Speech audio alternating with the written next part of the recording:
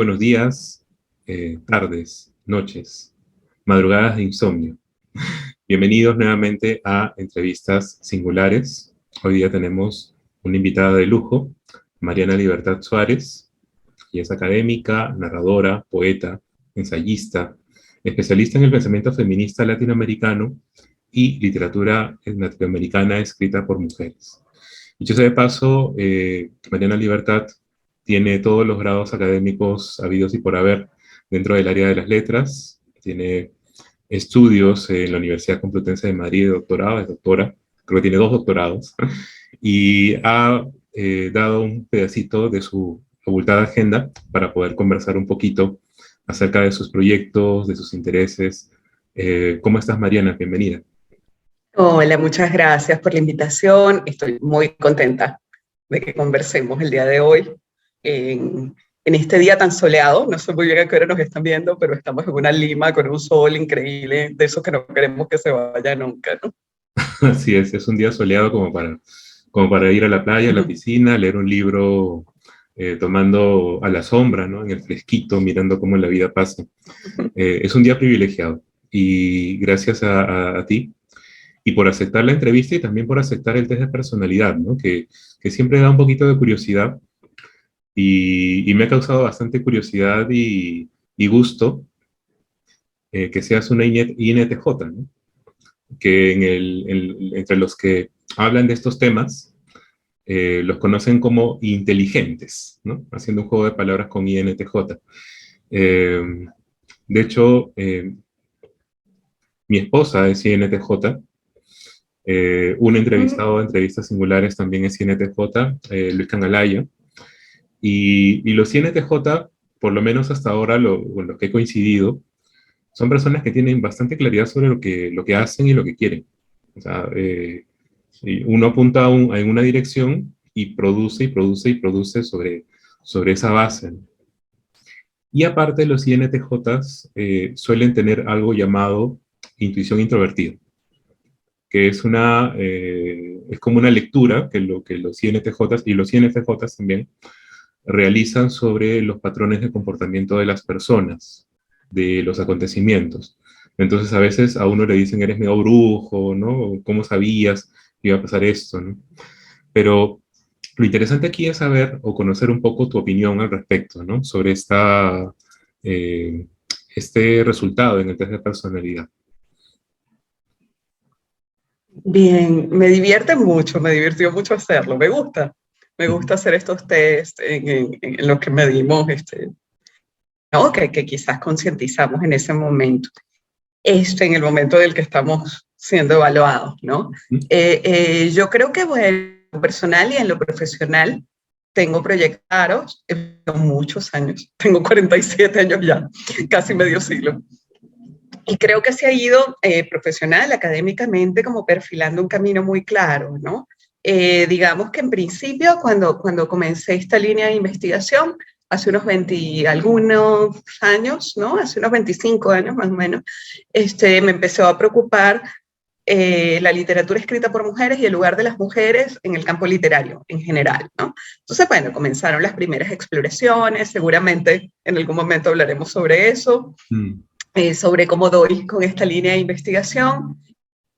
A medida que iba descubriendo más cosas y que me iba dando cuenta que nos habían dado una formación bastante dirigida, ¿no? Podría decir incompleta, es imposible hacer estudios literarios, estudios culturales, sin dejar algo por fuera, ¿no? La lección era muy clara, había que leer hombres, había que leer cierta lengua editada de cierta forma, con respaldo, ¿no? Y así más o menos se construyó el canon. Entonces, descubrir todo este universo también se habían dicho, y me parece muy interesante lo sobre la personalidad, la intuición, y no, porque en horas creo, la verdad, que sea, creo que hay un asunto que tiene que ver con de vida, el estar ubicado en un espacio distinto al que estaban. Las mujeres son como las primeras en advertir el fracaso de ciertos proyectos políticos, las primeras en darse cuenta de que ciertas políticas son excluyentes, ¿no? Quizás es por el lugar que ocupan en el grupo familiar, en los trabajos, ¿no? Entonces es muy interesante leer a las escritoras del siglo XIX o de la primera mitad del XX, hablando de ciertas cosas que yo sé cómo lo vio con tanta claridad, ¿no? Ujú. Claro, no estaba en el centro, no estaba recibiendo, por ejemplo, en los años 20 o 30 en Perú y en muchos países de América Latina están los proyectos desarrollistas, así como AMAS, ¿no? Y las mujeres no estaban experimentando la modernización nacional de la misma manera.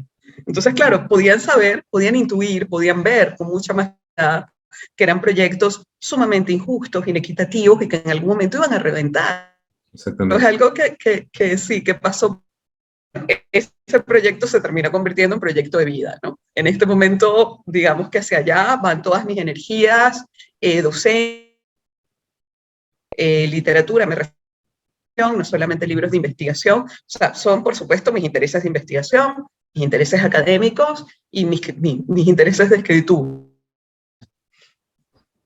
Sí, exactamente. O sea, he estado leyendo algunos, bueno, escuchándote algunos poemas, y el poema, si bien es cierto que no ocurre para todos los casos, tiene un componente argumentativo. Es decir, hay una ubicación, ¿no? En el tiempo, en el espacio, en lo propioceptivo, ¿no? Bastante clara, y que va a despertar justamente ese otro ámbito, ¿no? El poema propone. Y claro, no está exento de esa cualidad, porque efectivamente las mujeres han tenido la oportunidad de poder, en el rol pasivo que les han dado en la historia, de poder observar con bastante claridad cómo han ido desarrollándose los proyectos, como tú dices, proyectos políticos, proyectos sociales. Me has hecho recordar ese poema de Blanca Varela, El Vas del Ángelus, ¿no? Donde dice, ve lo que has hecho de mí, ¿no? La santa más pobre del museo, ¿no? La de la última sala, junto a las letrinas. Y entonces, este concepto, que no es un concepto solamente, ¿no? También es todo un recorrido a hacia la posición de las mujeres que escriben, de la poca atención que han tenido, de la mucha necesidad de redescubrirlas, y también de redescubrir, así como se descubre la literatura, la historia misma. Es decir, hay una historia social, política, económica, comercial detrás de estas obras literarias. Claro que sí, Entonces, está. Y por supuesto que ver por el vínculo con ciertas cosas, bueno, algo tan elemental como, por ejemplo, tan elemental no sé, pero sí tan humano como la guerra, ¿no? No hemos pasado un día en nuestra historia en el que no haya habido una guerra en ejecución en ese momento, o sea, y una guerra en desarrollo, ¿no? Y la guerra es vivida de una manera completamente distinta desde la experiencia femenina, y ese registro está en la literatura, está en los poemas, desde el hecho de que en las guerras hay un importante uso sexual como método de tortura y como forma de obtención de información. Mujeres son las principales víctimas, hasta cuando los hombres se van del pueblo, se convierten en espacios homosociales donde las mujeres comienzan a ocupar otros espacios de trabajo y de producción, ¿no? Entonces, en la Segunda Guerra Mundial, las mujeres se incorporaron masivamente a fábricas, ¿no? Comenzaron a trabajar como obreras porque los hombres estaban en el campo de batalla, por ejemplo, ¿no? En Europa. O comenzaron a operar el ferrocarril y escribir en los periódicos y hacer, ¿no? Una serie de cosas que no necesariamente tenían, o sea, y es el momento además en el que queda en evidencia que era una exclusión arbitraria de esos campos de producción, ¿no? Entonces, claro, la guerra que para los hombres puede empobrecimiento, destrucción de la subjetividad, cuestionamiento, ¿no? Es un momento de punche para la creatividad femenina, bien porque han experimentado en carne propia formas de violencia específicas, sufrido una movilización productivo dentro del aparato económico, otras historias.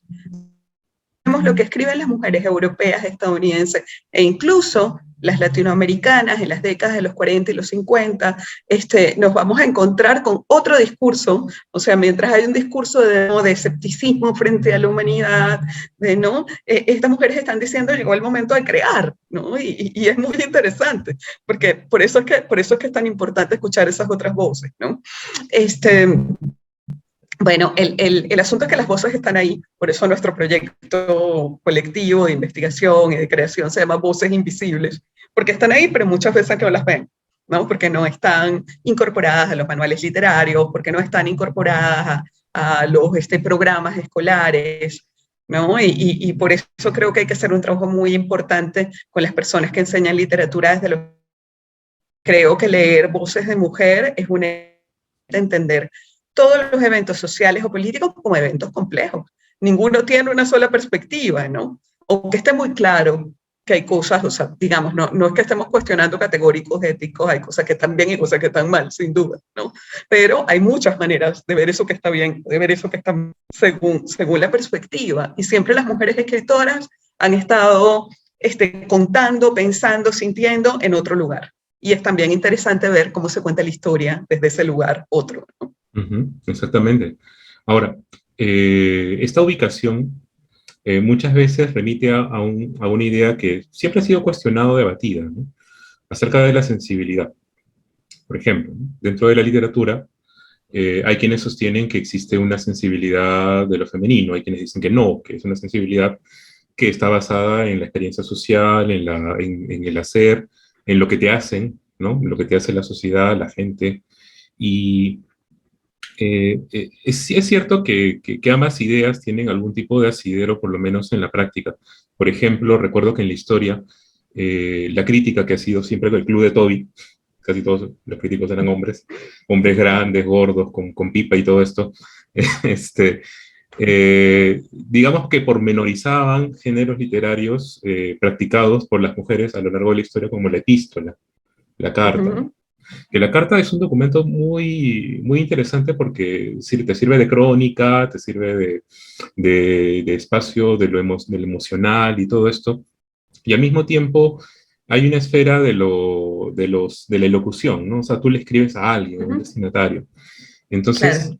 de alguna manera, ese trabajo, por ejemplo, con el género de la epístola, nos habla también de un camino que se ha buscado, de repente no con la intención de publicarse, pero sí con la intención de hacerse y hacerse patente frente a un destinatario, por lo menos una persona.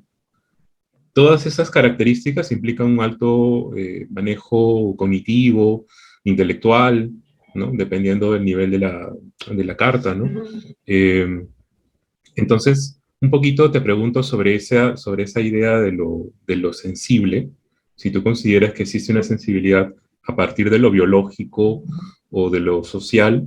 Y lo segundo, ¿qué características has observado a partir de la investigación que están desarrollando, ¿no? Ya desde hace varios años? ¿Qué características tú ves dentro de los testimonios literarios de las mujeres latinoamericanas? Bien, es una pregunta muy interesante, da para un curso, de hecho, en algún Sí. momento he trabajado cursos de política sentimental, política emocional. Esto es algo muy, muy importante. Definitivamente las políticas culturales asociadas a la emoción y al afecto existen. Hay discursos y hay manejos de la emocionalidad que van dirigidos a la formación, ¿no? Y tenemos una serie de territorios, de plataformas donde se forja la manera de sentir, ¿no? Bueno, podemos hablar, por supuesto, del teatro como algo que fue muy potente en un momento determinado, también la poesía, ¿no? Las novelas cuando surgieron, mucho después, ¿no? En el siglo XIX, pero siempre nos han estado enseñando a sentir. Ahora, hay algo que me parece interesantísimo con respecto a qué es la sensibilidad masculina y qué es la sensibilidad femenina, y que está asociado precisamente a esto que te hablaba de política cultural, ¿no? Si nosotros recordamos grandes clásicos del romanticismo, Amalia, de José Mármol, la peruana, Julia, Julia, de Luis Benjamín Cisneros, escuchamos toda esta serie de novelas que son clásicos del romanticismo. Vemos a mujeres que sienten una verdadera pasión por los hombres, esa pasión las debilita, las mujeres se desmayan, sufren, ¿no? Y luego de eso escuchamos a las voces femeninas y nos parece muy divertido porque dan otra lectura de esa sensibilidad. Hay un cuento maravilloso que todo peruano debe leer que se llama El Corsé, de Clorinda Mato de Turner. Es un cuento estupendo. De hecho, me gratificó mucho ver que hicieron unos pequeños micros cuando estuvo todo esto de la educación a distancia, hasta el año pasado. Hicieron unos micros para estudiantes de secundaria. Había uno sobre el corsé y me encantó ver ese cuento ahí porque es muy divertido, ¿no? Dice la voz narrativa, cómo no se van a desmayar las mujeres si están amarradas en las barbas de una fiera acuática, ¿no? Están con un corsé puesto, ¿no? Entonces es una genialidad, porque Clorinda era una mujer genial, ¿no? Es una genialidad, pero está diciendo, bueno, las mujeres no se desmayan porque sean débiles o porque estén terriblemente enamoradas, es que están metidas en los por Dios, ¿no? Por ejemplo, Zulima, que es una mujer mucho menos irónica y mucho menos aguda. Zulima es una escritora venezolana contemporánea con Clorinda, Lina López de Aramburu se llamaba. Lina López de Aramburu escribe una novela también bellísima que se llama Un crimen misterioso. Recuerdo mucho haber estado en clase y que un estudiante me decía, pero Zulima es interrumpona, ¿no? Porque se metió unos excursos literarios larguísimos, no hace feliz a nadie, y se tiraba aquel excurso. Que esa es otra cosa que te iba a comentar sobre los géneros, pero cerramos aquí un momento, ¿no? Sobre la sensibilidad y la política nacional. Presenta en Un crimen misterioso historia de homicidio en el siglo XIX, ¿no? No es la única. Y lo había hecho antes en El Pozo del Yoxi, o sea, hay una serie de representaciones de mujeres asesinadas por ser mujeres, ¿no? y por las jerarquías de género, etc. Hay una serie de textos literarios desde el siglo XIX donde se representa la especificidad de la violencia contra la mujer, y la mujer que es asesinada por su esposo, en la novela de Zulima, temblaba, se desmayaba y hacía todas esas cosas que dentro del romanticismo canónico se atribuía al enamoramiento.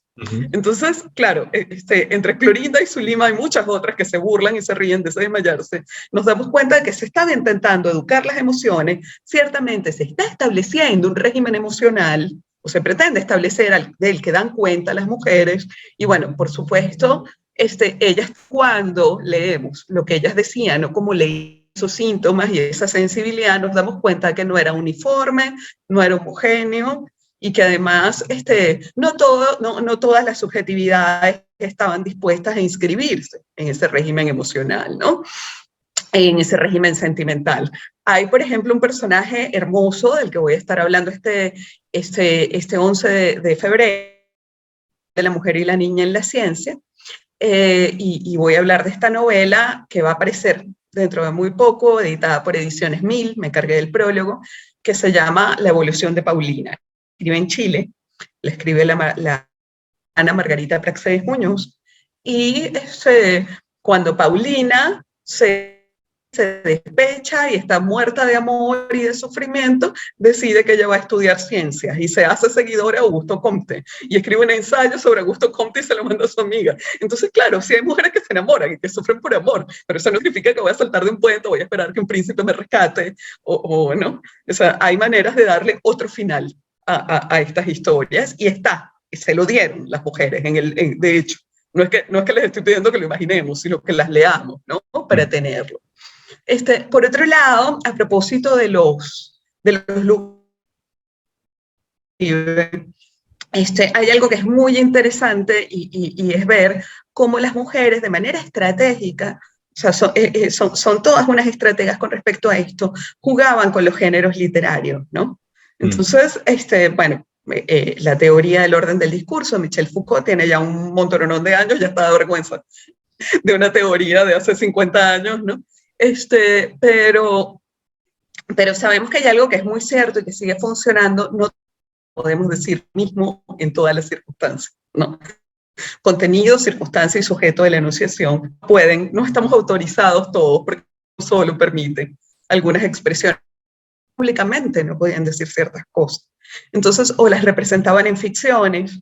Una estrategia muy común es el enmascaramiento. Ponían a personajes masculinos a decir las cosas que ellas querían decir, ¿no? Y así quedaban como a salvo. No es esto, es un hombre representado, ¿no? Y bueno, las cartas son algo maravilloso. Las cartas, los poemas, son algo maravilloso para ese tipo de expresiones, ¿no? Hay un estudio que hace Josefina Ludmer, se llama Las tretas del débil, el artículo, un estudio que hace Josefina Ludmer, cartas de Sor Juana Inés de la Cruz, la carta Sor Filotea, y podemos reírnos horrores de la inteligencia y la sagacidad con que Sor Juana se expresa a través de una carta inocente, ¿no?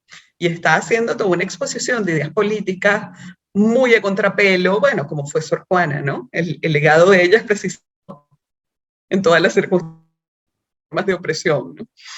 Entonces me parece que por ahí hay algo muy chévere en el juego con la carta, con el poema, y espacios en los que sí está autorizada la mujer. Claro, fíjate que no eran poetas, eran poesía, pero no cualquier poesía. Tenían que hablar de amor, ¿no? Y a través de eso lo lograban.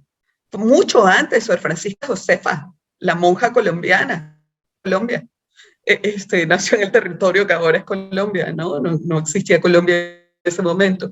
Sor Francisca Josefa escribe una poesía potente, muy erótica, pero claro, ella está escribiendo oraciones y habla de cómo Dios la visita en las noches y de todas las cosas que siente, ¿no?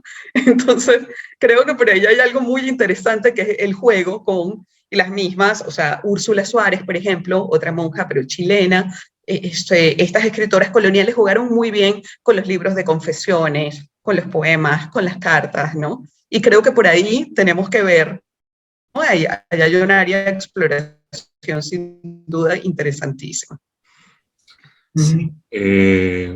Ahora que lo dices, yo recuerdo también esta novela de Mercedes Cabello, El Conspirador, ¿no? Cuyo protagonista es un personaje masculino. Y es efectivamente el reflejo de alguien que está representando muy por dentro la sociedad, bueno, la parte política en Perú, ¿no? Mercedes Cabello, ¿no?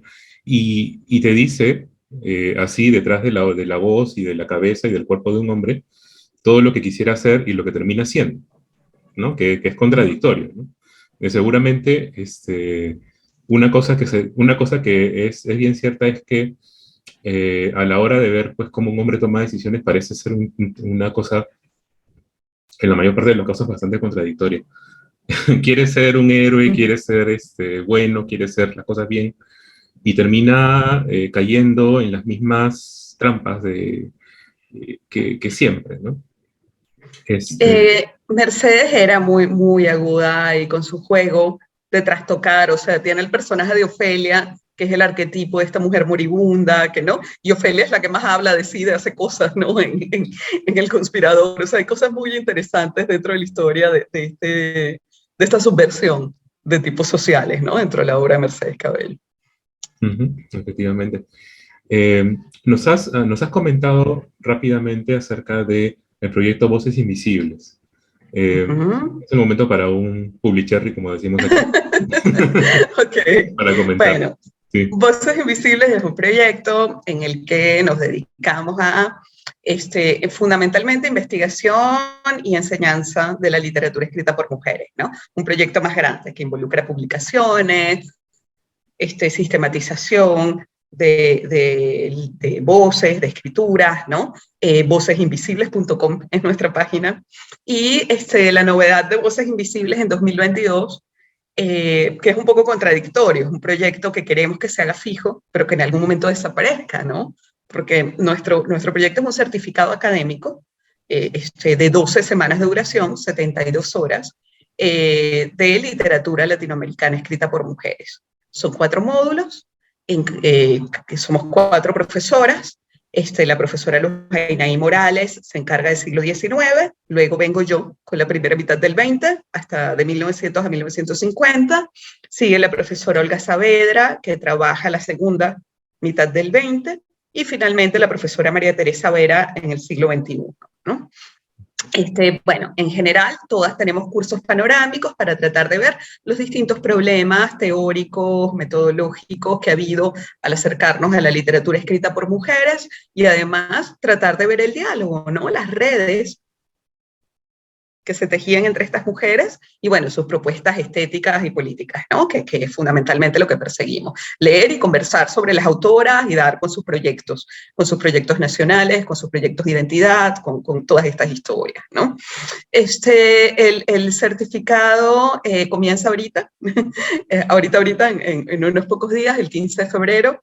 Igual es un certificado en línea, es decir, las personas se pueden incorporar en cualquier momento de los 3 meses que dura, y ver las clases grabadas, y participar en los foros, y todas estas cosas, ¿no? Es decir, no es necesario asistir a las clases sincrónicas, se pueden incorporar perfectamente, ir haciendo el trabajo progresivamente. Y bueno, un poco lo que queremos es la sistematización y la difusión.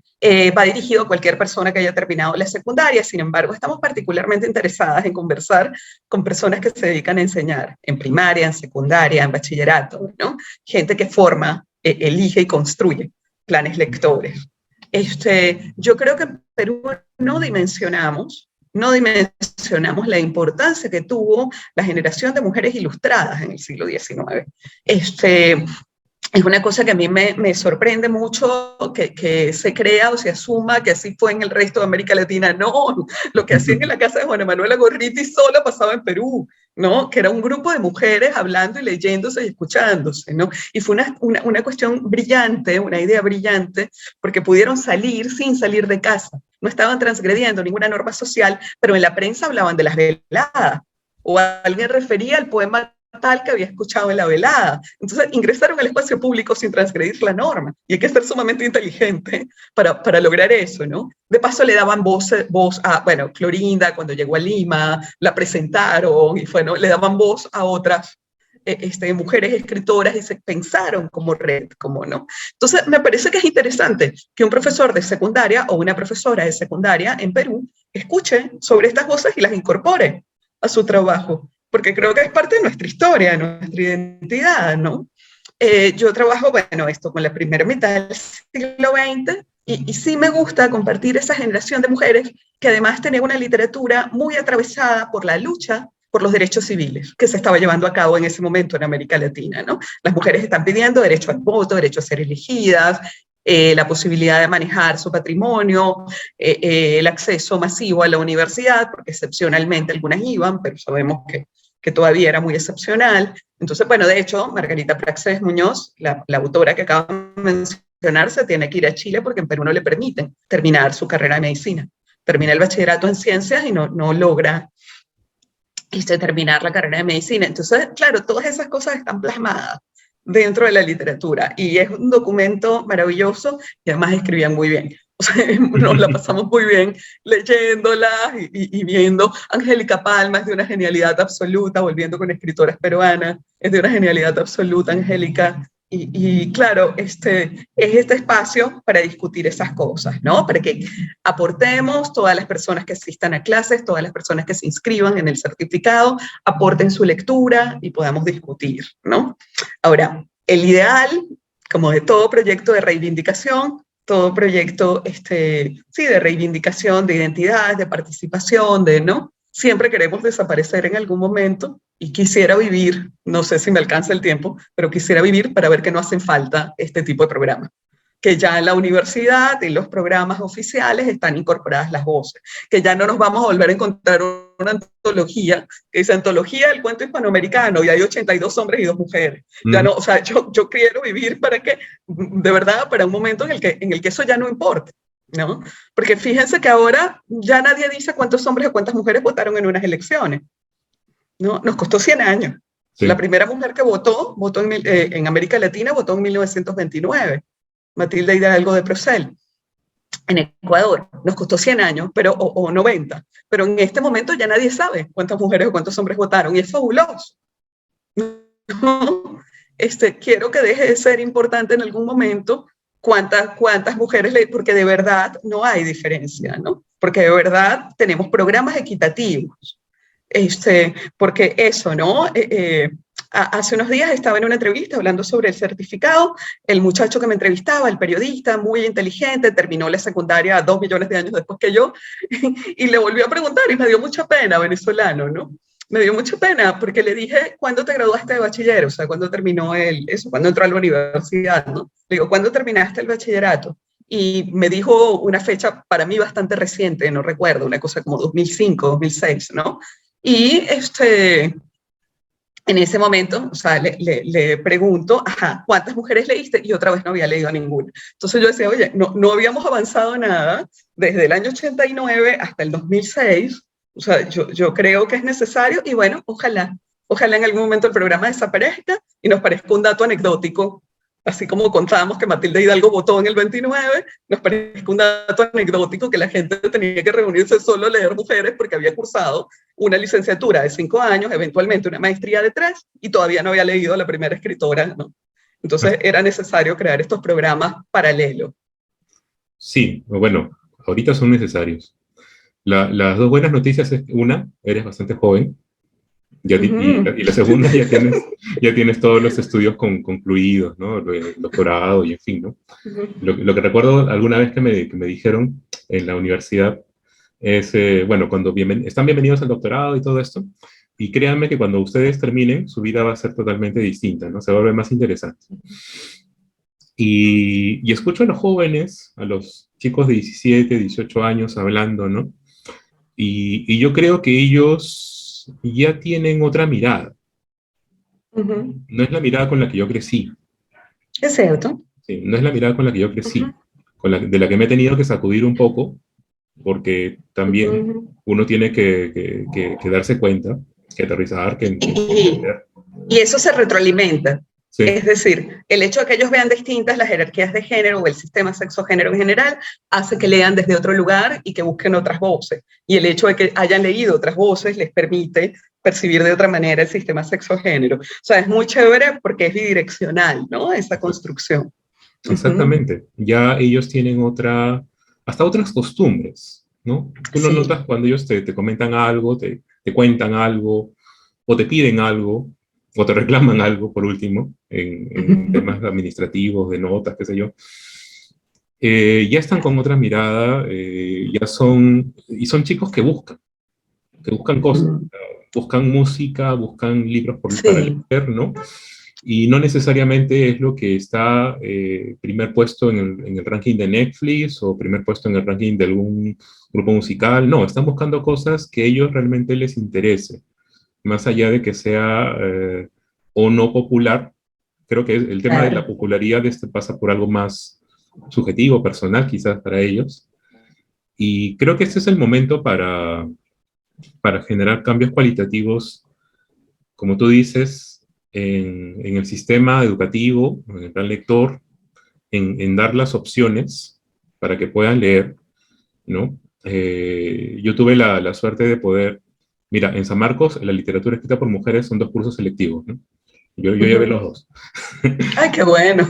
Sí, son cursos, y con Yolanda Westphal, me pareció exacto, refrescante, me pareció muy, muy interesante poder ver. Como una profesora extraordinaria, qué bueno. Exacto. Y son escritoras que yo no iba a conocer si es que me pasaba por los otros cursos. Entonces... Claro, mi pregunta es, porque siempre es, ¿no? Mi pregunta es, ¿por qué no leemos, por ejemplo, a Elena Garro cuando hablamos de realismo mágico? O cuando hablamos de la literatura del boom. ¿Por qué no leemos Ave sin nido? ¿O por qué no leemos Un crimen misterioso, que le acabo de mencionar? ¿O por qué no leemos El pozo del Yoxi? Cuando leemos la fundación, o cuando hablamos de proyectos fundacionales de la nación, ¿no? ¿Por qué no hablamos de la literatura fantástica que han escrito Amparo Dávila ¿no?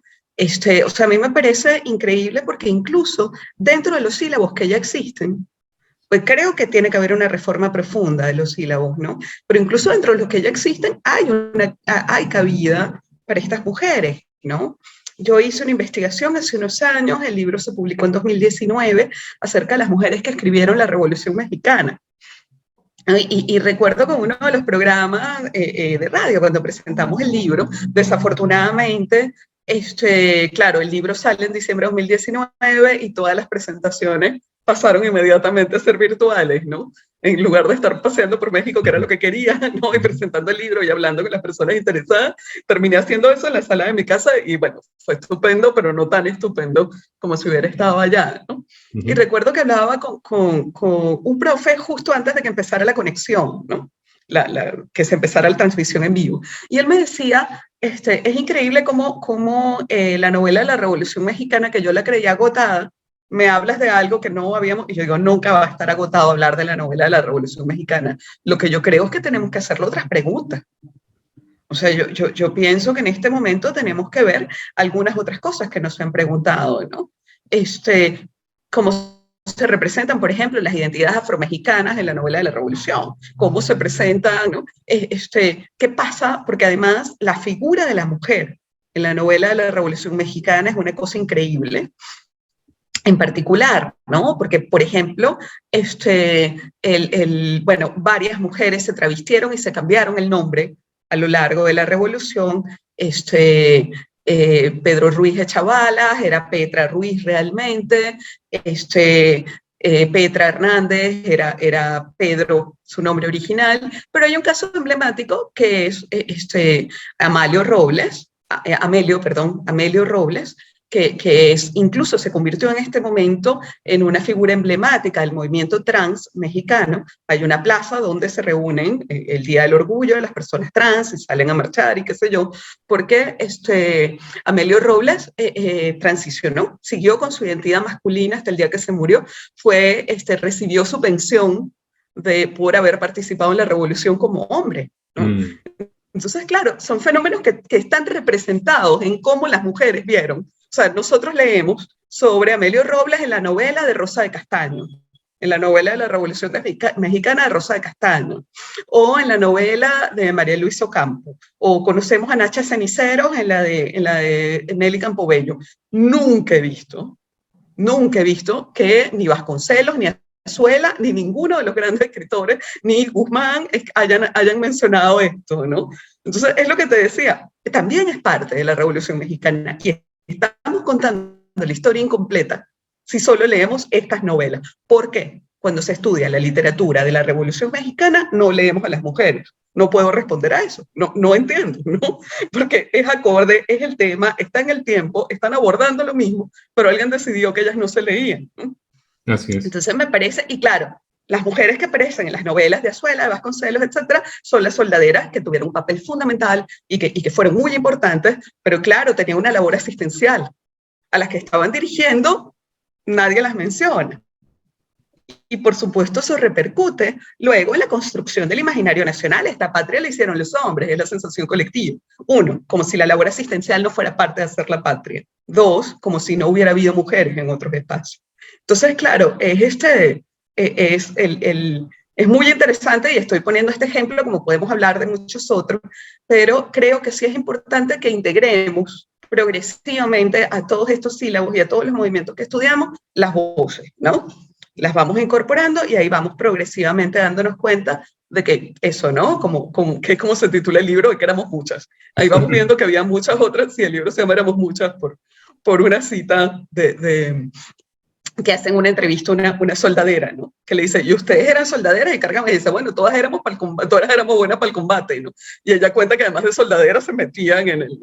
Entonces empieza diciendo, éramos muchas, la Petra, la Soledad, la no sé quién, ¿no? Y enumera todas.